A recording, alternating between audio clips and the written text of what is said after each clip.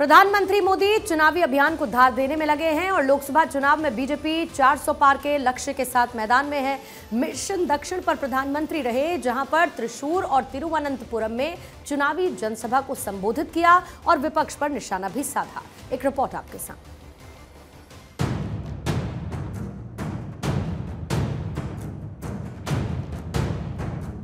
चौबीस का राज तिलक, पीएम मोदी की दक्षिण में दस्तक।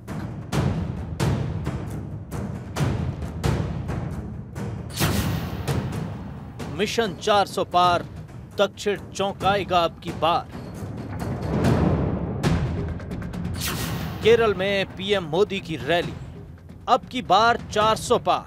2024 के लोकसभा चुनाव के लिए प्रधानमंत्री नरेंद्र मोदी ने ये टारगेट फिक्स किया है और इस लक्ष्य को पाने के लिए पीएम मोदी देश भर में चुनावी रैलियां कर रही हैं। 24 का चुनाव अहम है, लिहाजा पीएम मोदी आए दिन मिशन दक्षिण पर है।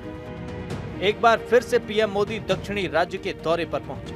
केरल के त्रिशूर में पीएम मोदी ने चुनावी रैली की। इस दौरान उन्होंने बीजेपी के जारी संकल्प पत्र को देश के विकास का संकल्प पत्र बताया। साथ ही उन्होंने केरल को भरोसा दिया कि उनकी सरकार केरल के विकास के लिए अथक प्रयास करेगी। कल नववर्ष विशु के पावन अवसर पर ही बीजेपी ने अपना संकल्प पत्र जारी किया है।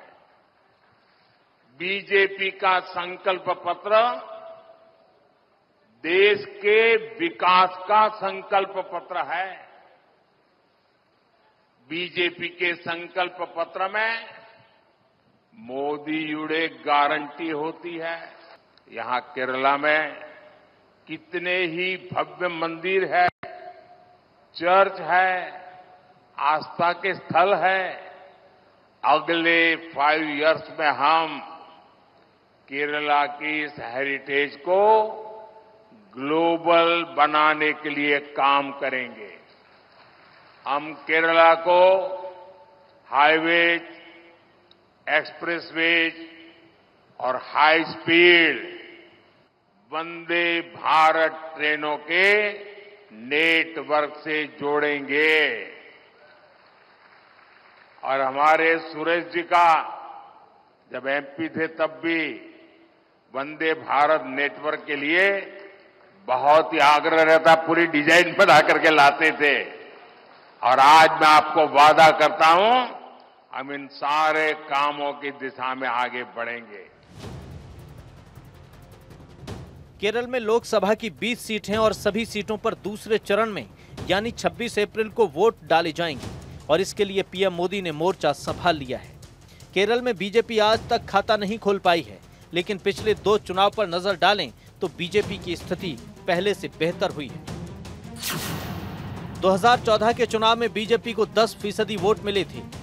2019 के चुनाव में वोट शेयर में इजाफा हुआ, बीजेपी को 13% वोट मिले थे। बीजेपी के लिए केरल अहम राज्य है। 2019 के चुनाव में बीजेपी का परफॉर्मेंस बेहतर रहा, यही वजह है कि इस बार बीजेपी के निशाने पर कई सीटें हैं। वो क्यों, तो आंकड़ों पर नजर डालिए। तिरुवनंतपुरम सीट पर 2019 के रिजल्ट पर नजर डालें तो कांग्रेस के शशि थरूर को 34.09% वोट मिले, जबकि बीजेपी के ओ राजगोपाल को 32.32% वोट मिले, यानी दोनों के बीच महज 2% से भी कम का अंतर रहा। त्रिशूर के 2019 लोकसभा चुनाव के रिजल्ट पर नजर डालें तो 2014 में बीजेपी को 11% वोट मिले, जबकि 2019 में वोट शेयर बढ़कर 28.2% हो गया, यानी वोट शेयर में 2.5 गुना की बढ़ोतरी हुई। पथनमथिट्टा के चुनाव की बात करें तो 2014 में यहां बीजेपी का वोट शेयर 15.95% था, जबकि 2019 में यह बढ़कर 28.97% हो गया, यानी करीब 2 गुने की बढ़ोतरी हुई।